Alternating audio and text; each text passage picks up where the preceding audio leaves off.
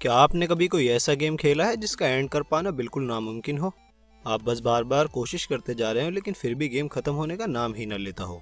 वैसे आज के समय में शायद ही कोई किसी गेम में अटक पाता हो, क्योंकि अब लोग इंटरनेट की मदद से कुछ मिनटों में ही किसी भी गेम की मुश्किल से मुश्किल लेवल को भी पार करने का तरीका ढूंढ सकते हैं। लेकिन पहले किसी भी गेम की एंडिंग देखने के लिए लोगों को खुद उसे खत्म करना पड़ता था, और ये तरीका हर बार काम भी नहीं करता था। और इसीलिए दुनिया में बहुत से ऐसे लोग हैं जिनके लिए आज भी कई गेम्स की एंडिंग एक रहस्य बनी हुई है। तो दोस्तों, आज की इस वीडियो में मैं आपको कुछ ऐसे गेम्स की एंडिंग के बारे में बताऊंगा जिनके बारे में शायद ही किसी को पता होगा।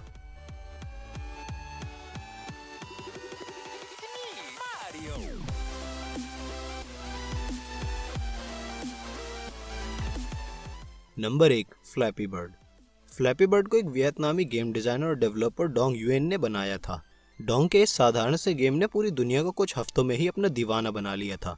डोंग का कहना है कि वो शुरू में अपने गेम का नाम फ्लैप फ्लैप रखना चाहते थे, लेकिन उस नाम से पहले ही एक गेम बना हुआ था, तो उन्होंने अपने गेम का नाम फ्लैपी बर्ड रख दिया था। डोंग को इस गेम को बनाने में सिर्फ कुछ दिन का ही समय लगा था, और इसीलिए उन्हें बिल्कुल भी उम्मीद नहीं थी कि उनका ये सिंपल सा गेम लोगों को इतना ज्यादा पसंद आएगा। आज के समय में फ्लैपी बर्ड के ऐप स्टोर और गूगल प्ले स्टोर पर मिलाकर 50 मिलियन से भी ज्यादा डाउनलोड्स हो चुके हैं। जब फ्लैपी बर्ड गेम वायरल हुआ था तो ऐसा कोई सोशल मीडिया नहीं बचा था जहां पर लोग इसके बारे में बात नहीं कर रहे थे।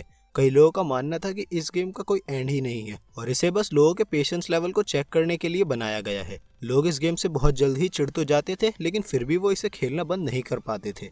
कई यूजर्स ने इस गेम को खत्म करने की बहुत कोशिश करी थी और उनमें से ही कुछ लोग इसको खत्म करने में कामयाब हो भी गए थे, लेकिन इस गेम की एंडिंग लोगों को कुछ खास नहीं लगती है। जब गेम में 999 पॉइंट पूरे हो जाते हैं तो फ्लैपी बर्ड के सामने मारियो आता है और गेम वहीं पर एंड हो जाता है। अब जरा सोचिए कि वो इंसान कितना डिसअपॉइंट हुआ होगा जिसने इस गेम को एंड करने में इतनी मेहनत करी होगी। Number 2, Pac-Man. अगर बात करें क्लासिक आर्केड गेम की तो उनमें सबसे ज्यादा मशहूर गेम है पैकमैन। पैकमैन को जापानीज गेम कंपनी नेमको ने साल 1980 में लॉन्च किया था। ये एक सिंपल सा गेम है जिसमें एक प्लेयर को एक कंट्रोलर की मदद से लेवल में दिख रहे सारे डॉट्स खाने होते हैं, और उन डॉट्स को खाते हुए ही पैकमैन को अपने एनिमीज, जिन्हें घोस्ट कहा जाता है, से भी बचना होता है। हर घोस्ट के मूव करने के पैटर्न अलग अलग होते हैं, कोई बहुत तेज चलता है तो कोई थोड़ा हल्के। गेम की हर लेवल क्लियर करने के बाद गेम और भी ज्यादा मुश्किल होता जाता है। जो लोग भी पैकमैन खेलते हैं उनका कहना है कि ये 21वीं लेवल तक बहुत आसान होता है, लेकिन उसके बाद सभी घोस्ट बहुत तेजी से मूव करने लगते हैं और गेम बहुत ज्यादा मुश्किल हो जाता है। ज्यादातर सभी लोगों का मानना है कि पैकमैन में सिर्फ 255 लेवल्स हैं और 255वीं लेवल को पार कर पाना नामुमकिन है, लेकिन इस गेम के एक्सपर्ट प्लेयर बिली मिचेल ने एक बार कुछ घंटों तक लगातार गेम खेलने के बाद लेवल 255 को भी पार कर लिया था और वो लेवल 256 पर पहुंच गए थे। लेकिन जब वो लेवल 256 पर पहुंचे तब उन्हें पता चला कि उस लेवल पर कोई प्रोग्रामिंग मिस्टेक थी, जिसके बारे में पैकमैन के डेवलपर्स को भी नहीं पता था। इस लेवल पर गेम की आधी स्क्रीन पर नॉर्मल गेम ही चलता होता है और आधी स्क्रीन पर कुछ रैंडम नंबर्स और लेटर्स शो हो रहे होते हैं, लेकिन बिली ने इस एरर वाली लेवल को भी पार करने का तरीका ढूंढ लिया था, और जब उन्होंने लेवल 256 को पार किया तो वो दोबारा लेवल 1 पर आ गए, लेकिन इस बार इसमें घोस्ट बहुत तेजी से मूव कर रहे थे। और फिर जब बिली ने उस लेवल को भी पार कर लिया तो गेम की स्क्रीन पूरी तरह ब्लैक हो गई और फिर दोबारा से गेम स्टार्ट करने का ऑप्शन आ गया। Number 3, Subway surfer. Subway surfer को साल 2012 में साइबो और कीलू कंपनी ने मिलकर लॉन्च किया था और ये गेम आने के कुछ समय बाद ही हिट साबित हुआ था। इस गेम को खेलने के रूल्स बहुत सिंपल हैं, तो इसलिए हर कोई सबवे सर्फर को खेलते हुए घंटों बिता देता था।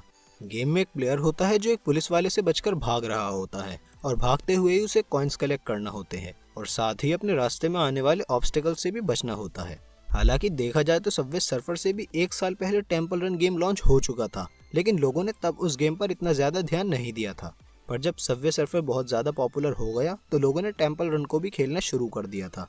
दूसरी गेमिंग कंपनियों ने भी अपने इस तरह के कई गेम्स लॉन्च किए थे, लेकिन कोई भी गेम सबवे सर्फर और टेम्पल रन जितना पॉपुलर नहीं साबित हो पाया। अब वैसे तो सभी का ये मानना है कि सबवे सर्फर एक एंडलेस गेम है, जिसको चाहे जितना भी खेल ले पर उसका कभी एंड नहीं हो सकता। लेकिन अगर टेक्निकली देखें तो ये गेम भी एंडलेस नहीं है, क्योंकि किसी भी डिवाइस में एक लिमिटेड मेमोरी होती है जिसमें एक हद तक ही डेटा स्टोर किया जा सकता है। और अब भले ही गेम के डेवलपर्स का कहना सही है कि उनका गेम एंडलेस है, लेकिन एक डिवाइस की लिमिटेड मेमोरी के कारण सबवे सर्फर हमेशा नहीं चल सकता।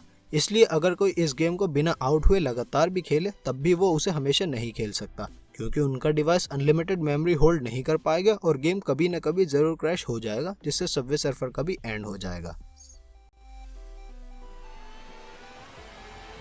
अब आगे बढ़ने से पहले अगर आपने अभी तक चैनल को सब्सक्राइब नहीं किया है तो सब्सक्राइब कर दीजिए और उसके बराबर में बने बेल आइकन को भी प्रेस कर दीजिए, जिससे डेली अपलोड होने वाली वीडियोस की नोटिफिकेशन आपको सबसे पहले मिल सके। Number 4, duck Hunt. Duck Hunt एक ऐसा गेम है जिसे हर किसी ने एक न एक बार तो अपनी जिंदगी में जरूर खेला होगा। ये गेम कितना ज्यादा पॉपुलर है इसका अंदाजा इसी से लगाया जा सकता है कि इस गेम की लगभग 28 मिलियन कॉपीज बिक चुकी हैं। डक हंट गेम में प्लेयर के पास एक गन होती है जिससे वो स्क्रीन पर उड़ रही बत्तखों का निशाना लगाता है। इन डक्स को एक शिकारी कुत्ता घासों में से उड़ा रहा होता है और जब भी प्लेयर का निशाना ठीक लग जाता है तब वो कुत्ता मरी हुई डक को घासों में से उठाकर दिखाता है और जब निशाना मिस हो जाता है तब वो शिकारी कुत्ता प्लेयर पर हंसता है। इस गेम की डेवलपर कंपनी निंटेंडो का कहना है कि डक हंट उनके बेस्ट सेलिंग गेम्स में से एक है, पर इतना पॉपुलर गेम होने के बाद भी ज्यादातर लोग इस गेम की एंडिंग के बारे में नहीं जानते हैं। अब जैसे हमने अपनी लिस्ट के बाकी गेम्स की एंडिंग बताई जो बहुत ज्यादा डिसअपॉइंट करने वाली थी, वैसे ही डक हंट की एंडिंग भी डिसअपॉइंटमेंट से भरी हुई है। तो जब प्लेयर इस गेम की 99वीं लेवल को पार करता है तो वो लेवल 0 पर पहुंच जाता है और उस लेवल पर बहुत सारी डक्स आसमान से नीचे गिरती हुई दिखती हैं, जिन पर निशाना लगा पाना नामुमकिन होता है। और जब सभी डक्स नीचे गिर जाती हैं तब वो बस शिकारी डॉग हंसता हुआ ऊपर आता है और गेम वहीं पर खत्म हो जाता है। Number 5, T-rex game. T-rex game हमारे वीडियो में मेंशन किए गए सभी गेम्स से बहुत अलग है और इस गेम को बस वही लोग जानते होंगे जो अपने मोबाइल या पीसी में क्रोम ब्राउजर का इस्तेमाल करते हैं। मान लीजिए आप कभी क्रोम ब्राउजर पर किसी वेबसाइट पर जाने की कोशिश कर रहे हैं और तभी अचानक से आपका इंटरनेट कनेक्शन बंद हो जाता है और आपके सामने स्क्रीन पर एक डायनासोर बना हुआ आता है जिसके नीचे लिखा होता है there is no internet connection. अब बस यहीं से टी-रेक्स गेम की शुरुआत होती है। मोबाइल और डेस्कटॉप पर इस गेम को खेलने के तरीके अलग अलग हैं। मोबाइल पर यूजर को उस टी-रेक्स पर टैप करना होता है जिससे गेम शुरू हो जाता है और वहीं पीसी पर गेम शुरू करने के लिए स्पेस बटन को दबाना पड़ता है।